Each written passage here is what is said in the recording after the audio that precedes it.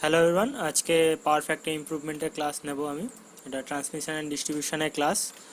So প্রথমে দেখা যাক পাওয়ার ফ্যাক্টর কি। পাওয়ার ফ্যাক্টর আগে ডেফিনেশনটা দেখব আমরা। The cosine angle between voltage and current in an AC circuit is known as power factor. তাহলে কোসাইন অ্যাঙ্গেল মানে কস কস অ্যাঙ্গেল বিটুইন ভোল্টেজ আর কারেন্ট। আচ্ছা, অ্যাঙ্গেলটা কি? এটা হচ্ছে অল্টারনেটিং কারেন্টের ওয়েভ ফর্ম, এটা হচ্ছে ভোল্টেজ ওয়েভ ফর্ম, এটা কারেন্ট ওয়েভ ফর্ম। দুটো একসঙ্গে ট্রাভেল করে না, মানে একটার সঙ্গে আর একটার মধ্যে কিছু একটা ডিফারেন্স থাকে, মানে এটা ফেজ ডিফারেন্স বলে এটাকে। এই দুটোর মধ্যে যে অ্যাঙ্গেল ডিফারেন্সটা থাকে সেটাকে পাওয়ার ফ্যাক্টর বলা হয়। তো ডেফিনেশন লিখতে দেয় যে পাওয়ার ফ্যাক্টর কি। The cosine angle between voltage and current in an AC circuit in known as power factor. আচ্ছা, এরপরে এটা হচ্ছে পাওয়ার ট্রায়াঙ্গেল, ঠিক আছে। আচ্ছা, এবার অ্যাঙ্গেলটা যদি আমি এভাবে দেখাই যে ভোল্টেজটা এই বরাবর, কারেন্টটা এই বরাবর, এই দুটোর মধ্যে অ্যাঙ্গেল যদি থিটা হয়, তাহলে আইকে আমি দুটো অপাংশে ভাগ করতে পারি, একটা হচ্ছে কস এ আর একটা হচ্ছে সাইন এ। তাহলে এদিকে হচ্ছে cos theta, I cos theta, এদিকে হচ্ছে আই সাইন থিটা। যেখানে হচ্ছে I cos theta in phase with V আর I sine theta is 90 degree out of phase with V, ঠিক আছে। তাহলে এটাকে পাওয়ার ট্রায়াঙ্গেল বলে। আচ্ছা, এবার পাওয়ার ট্রায়াঙ্গেল থেকে কি কি পাওয়া যেতে পারে, এই যে এখানে পেলাম, এটা হচ্ছে প্রথমে ভোল্টেজ আর কারেন্টের উপাংশটা ভাগ করলাম। এবার আমি পাওয়ার মানে কি জানি, পাওয়ার মানে হচ্ছে ভোল্টেজ ইন্টু কারেন্ট। এটা হচ্ছে ডিসির ক্ষেত্রে, কিন্তু এসির ক্ষেত্রে voltage into current plus into পাওয়ার ফ্যাক্টর। তাহলে এখানে পাওয়ার ফ্যাক্টর হচ্ছে কস ফাই। তাহলে এখানে এখানে এই উপাংশ বরাবর পাওয়ার হচ্ছে ভি আই কস ফাই। এই যে এখানে আছে ও is equal to V I cos phi. তাহলে ও is equal to V I cos phi. আচ্ছা, এরপর হচ্ছে এবি। আচ্ছা, এবি মানে আই সাইন ফাই। তাহলে এখানে ভি আই সাইন ফাই, তাহলে ভি আই সাইন ফাই। আচ্ছা, ওবি মানে ভি ইন্টু আই। এই যে এখানে খালি আই আছে, এখান দিয়ে যদি প্রত্যেকটাকে ভি দিয়ে গুণ করি তাহলে আমি পাওয়ারের যে ট্রায়াঙ্গেলটা এটা পুরোপুরি পেয়ে যাব, ঠিক আছে।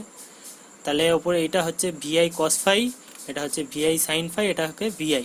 যে ভিআই কস ফাইকে বলা হয় অ্যাক্টিভ পাওয়ার আর কিলোওয়াট বলা হয় এটাকে, যেটা অ্যাকচুয়াল পাওয়ার কনজিউম হয়।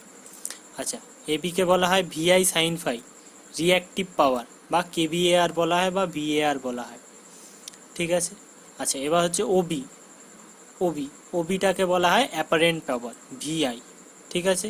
এবার এটা একটা রাইট অ্যাঙ্গেল ট্রায়াঙ্গেল, তাহলে এটার ক্ষেত্রে অতিভুজ স্কোয়ার ইজিক্যাল টু লম্ব স্কোয়ার প্লাস ভূমি স্কোয়ার। তাহলে Obi square is equal to O A square plus AB square.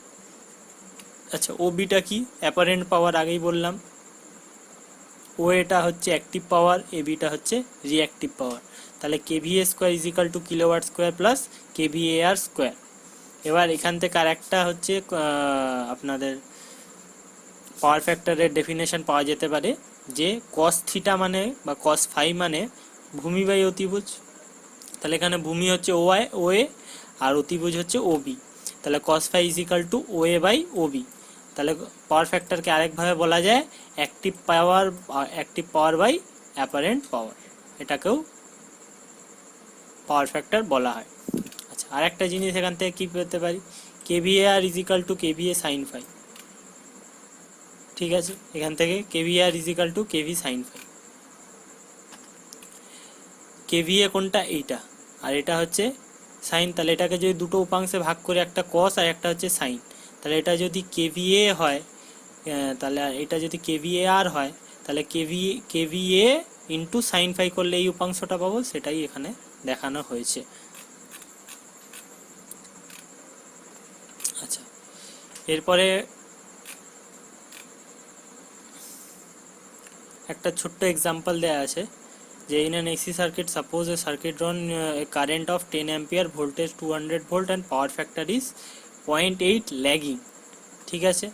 তাহলে দেন অ্যাপারেন্ট পাওয়ার মানে আমরা কি জানি, ভি ইন্টু আই। তাহলে ভি ইন্টু আই মানে 200 ইন্টু 10, তাহলে 2000 ভিএ। আচ্ছা, অ্যাক্টিভ পাওয়ার মানে ভি আই কস ফাই। তাহলে ভি হচ্ছে 200, আই হচ্ছে 10, আর কস ফাই হচ্ছে 0.8, যে এখানে বলা আছে পাওয়ার ফ্যাক্টর 0.8 ল্যাগিং, তাহলে এটা 1600 ওয়াট। আচ্ছা, রিঅ্যাক্টিভ পাওয়ার হচ্ছে ভিআই সাইন ফাই, তাহলে V200, আই হচ্ছে 10, আর সাইন মানে 0.6 কোথা থেকে পেলো, cos square theta plus sine square theta is equal to 1, sine square theta is equal to 1 minus cos square theta, sine theta root over 1 minus cos square theta, তাহলে sine theta root over 1 minus 0.8 square করলে 0.6 পাওয়া যাবে, ওখান থেকে এটা পাওয়া গেল। আচ্ছা, এরপরে এই ইকুয়েশনটা দেখুন, এটা হচ্ছে পাওয়ারের ইকুয়েশন। সিঙ্গেল ফেজ পাওয়ার সাপ্লাইয়ের ইকুয়েশন হচ্ছে ভিএল আইএল কস ফাই, যেখানে হচ্ছে ভিএলটা হচ্ছে ভোল্টেজ, আইএলটা হচ্ছে কারেন্ট, আর কস ফাই ওটা পাওয়ার ফ্যাক্টর। তাহলে আইএল ইজ ইকাল টু কী লিখতে পারি, IL is equal to P by VL cos phi. তাহলে যদি পি ভিএল আই এগুলো কনস্ট্যান্ট হয়, তাহলে I inversely proportional to cos phi. তাহলে কস ফাই এর ভ্যালু যদি কমে, তাহলে কারেন্টের ভ্যালুটা বাড়বে। তাহলে কস ফাই এর ভ্যালু কমবে মানে পাওয়ার ফ্যাক্টরের ভ্যালুটা কমবে। তাহলে একটা সার্কিটে যদি পাওয়ার ফ্যাক্টরের ভ্যালুটা কমে যায়, তাহলে কারেন্টটা বেড়ে যাবে। তাহলে ইনভার্স রিলেশন। আচ্ছা, থ্রি ফেজ পাওয়ারের ইকুয়েশনটা কি, P is equal to root over 3 VL IL cos phi. তাহলে আইএল ইজ ইকাল টু কী বলবো, P root over 3 VL cos phi. এখানেও সব কিছু যদি কনস্ট্যান্ট ধরি, তাহলে আইএল এর সঙ্গে কস ফাই এর ইনভার্স রিলেশন। ঠিক আছে, এরপর পরীক্ষায় লিখতে দেয় এটা disadvantage of low power factor. Low power ফ্যাক্টরের ডিসঅ্যাডভান্টেজগুলো কি? প্রথমে হচ্ছে লার্জ কেভিএ রেটিং। আমরা জানি kilowatt is equal to KVA cos phi, KVA cos phi. এই যে এখানে কেভিএ আর যেভাবে হিসাব করলাম এখানেও সেভাবে, এখানে হচ্ছে কেভিএ, এখানে কস থিটা আছে। ঠিক আছে, তাহলে kilowatt is equal to KVA cos phi. ঠিক আছে, তাহলে যদি কস ফাই যদি কমে, তাহলে কেভিএ রেটিংটা একটা ইলেকট্রিক মেশিনে অনেক বেশি হবে। আচ্ছা, এরপরে হচ্ছে গ্রেটার কন্ডাক্টর সাইজ। তাহলে কেভিএ রেটিং যদি বেশি হয়, তাহলে একটা মেশিন বেশি পরিমাণ কারেন্ট ডিমান্ড করবে। তাহলে বেশি পরিমাণ কারেন্ট সাপ্লাই দেওয়ার জন্য ওই মেশিনে একটু মোটা তার লাগাতে হবে, ওর মধ্যে ইনস্টল করতে হবে, যাতে প্রপার কারেন্ট পৌঁছাতে পারে, ভোল্টেজ ড্রপ না হয়। ওর জন্য গ্রেটার কন্ডাক্টর সাইজ মানে কন্ডাক্টর সাইজ বড় হতে হবে। আচ্ছা, এরপরে হচ্ছে large copper loss. Power factor কমে গেলে আগেই বললাম যে বেশি পরিমাণ কারেন্ট ফ্লো হবে, তার জন্য কপার লস অনেক বেশি হবে।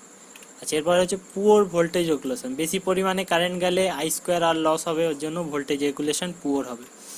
Reduce handling capacity of the system. যদি পাওয়ার ফ্যাক্টর কমে যায়, তাহলে একটা মেশিন নিজের ফুল ক্যাপাসিটিতে কাজ করতে পারে না। কেন?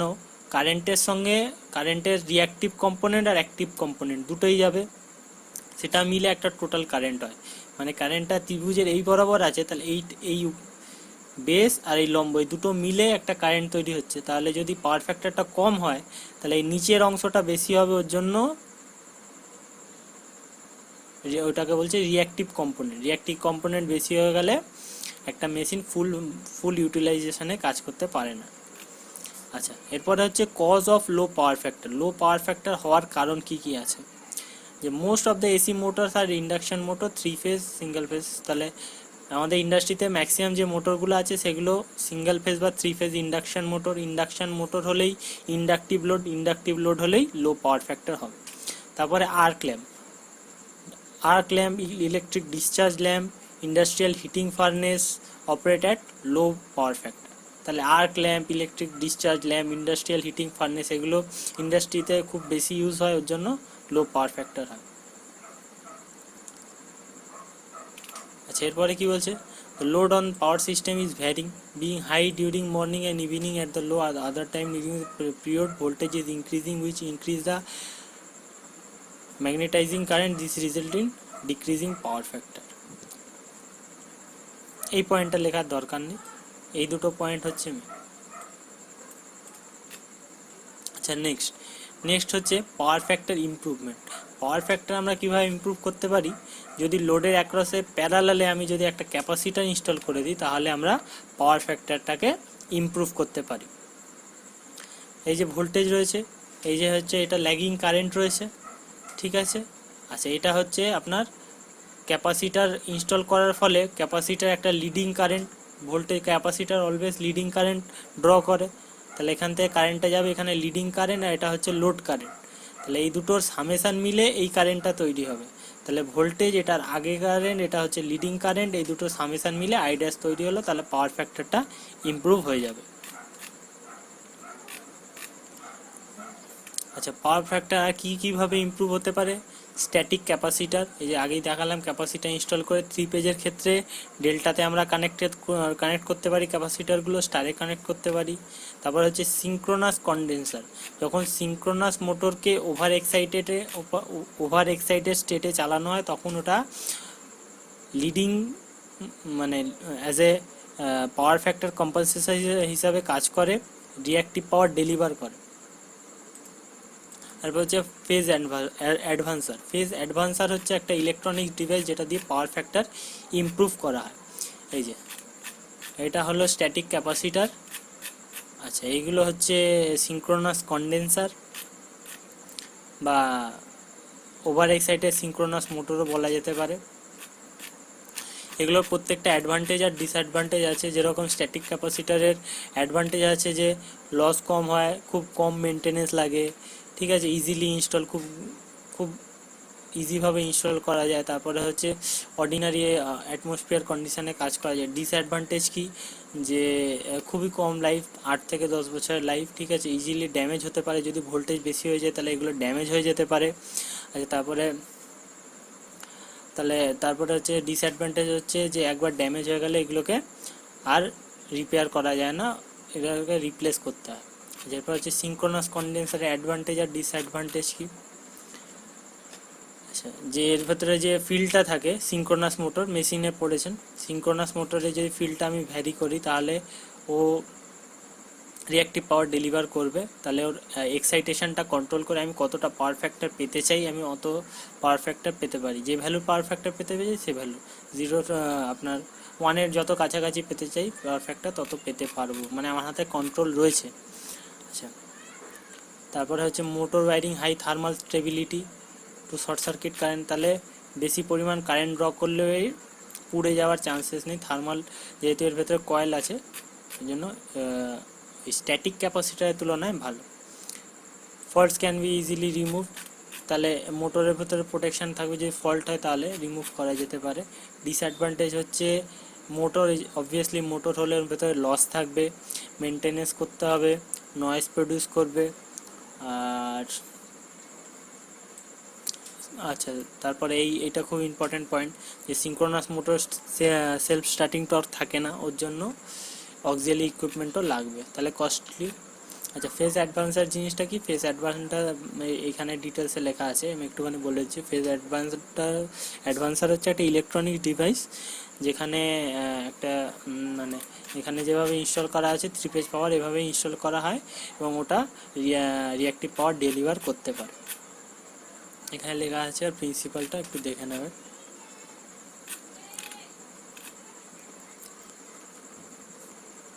এরপরে এগুলো নেই।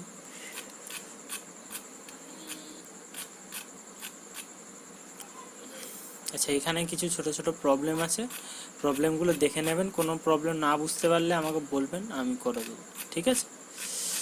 থ্যাংক ইউ, আজকে এত দূর থাক। আর কিছু আছে দেখে নিই, অঙ্কগুলো দেখে নেবেন, ঠিক আছে, থাক আজকে।